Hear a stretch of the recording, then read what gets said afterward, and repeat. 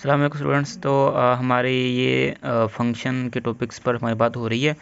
Types of function मैंने पहले 2 कर ली हैं, आगे हम 2 जो रहती हैं उसकी बाकी वो भी कर लेंगे आज हम। तो आगे है वन वन फंक्शन, ये 1 to 1 फंक्शन ये कहते हैं, ठीक है।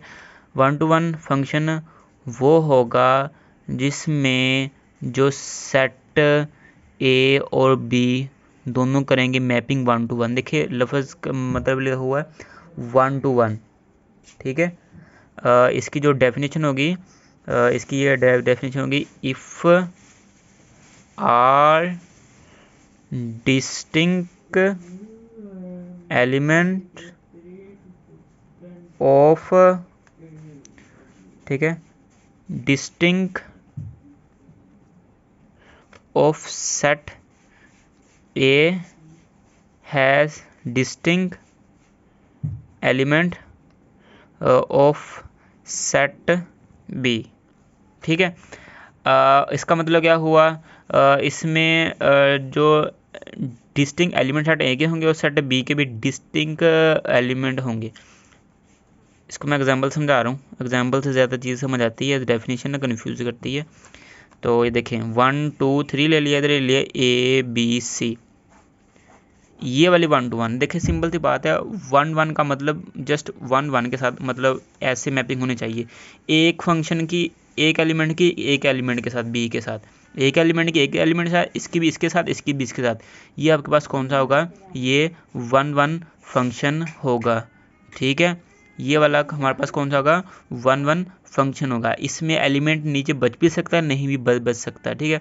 अगर मैं ऐसे कहूँ ना 1 2 3, उधर मैंने ले लिया, ठीक है, इधर मैंने ले लिया ए बी सी और डी, ये ए है, ठीक है, और ये बी है। ये मैंने इसके साथ मैपिंग कर दी, ये मैंने इसके साथ कर दी, और ये मैंने इसके साथ, ये भी 1 1 फंक्शन होगा, क्योंकि इसमें कोई भी ये जो सेट बी है ना, ये कोई रिपीट नहीं हुआ। इसमें ये वाला जो सेट है ना बी, इसका कोई एलिमेंट रिपीट नहीं होना चाहिए, ठीक है। ये तो कंडीशन है ना, इसका तो कोई भी नहीं रिपीट होना चाहिए। लेकिन 1 1 में क्या होगा, इसका भी रिपीट नहीं होना चाहिए, इसमें बाकी बच भी सकता है, नहीं भी बच सकता है, ये मैंने बता दिया आपको, ठीक है। आगे फिर जो इसकी है ना लास्ट टाइप, वो है बाइजेक्टिव, ठीक है, बाइजेक्टिव फंक्शन। या इसको कहते हैं 1 to 1 कोरस्पोंडेंस भी कहते हैं, जो मर्जी आप कह सकते हैं, नाम डिफरेंट है, ठीक है। आप इसको कह सकते हैं 1 to 1 कोरस्पोंडेंस भी कह सकते हैं। अच्छा, बाइजेक्टिव हमारे पास फंक्शन वो होगा जो एक तो बाद 1 1 भी हो एंड ऑन टू भी हो। ये हमारे पास 2 कंडीशन होने चाहिए। अगर हमारे पास ये 2 कंडीशन है तो हमारे पास कौन सा होगा, बाइजेक्टिव फंक्शन होगा। इसको मैं एग्जांपल से समझा रहा हूँ आपको। देखिए मैंने 2 फंक्शन ले लिए, ए और बी, ये ए है और ये बी है, ठीक है। ये देखो 1 2 3 लिख लिया मैंने, इधर लिख लिया 5 6 7, ये इसके साथ मैपिंग कर गया, ये इसके साथ मैपिंग कर गया, ये इसके साथ मैपिंग कर गया, ठीक है। तो ये वाला पास क्या होगा, ये बाइजेक्टिव फंक्शन कैसे होगा, क्योंकि देखें ये 1 1 भी है, देखिए 1 1, ठीक है, और ये ऑन टू भी है। ऑन टू फंक्शन वो होता है जिसमें सेकंड एलिमेंट जो सेट बी है ना, इसमें कोई भी एलिमेंट ही नहीं बचना चाहिए, ये बाइजेक्टिव फंक्शन होगा ओवरऑल, ठीक है।